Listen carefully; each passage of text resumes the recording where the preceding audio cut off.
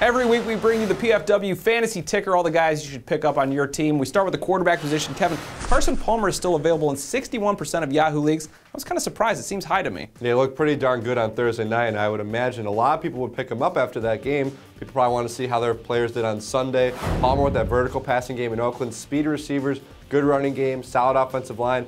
Not very many blue-chip passing defenses in the AFC West, so if you're in need of a quarterback, go ahead, pick up Carson Palmer. I certainly need one. Unfortunately, he's gone in all of my leagues. At the running back position, we have a couple of guys, Lance Ball in Denver and Kendall Hunter in San Francisco. Yeah, the advantage there with Ball is he's going to get a lot more touches than Kendall Hunter. We don't know if Willis McGahee can play against the Jets, and with that Denver offense, when your quarterback's only throwing 8 times a game, it means your running backs are getting a lot of action.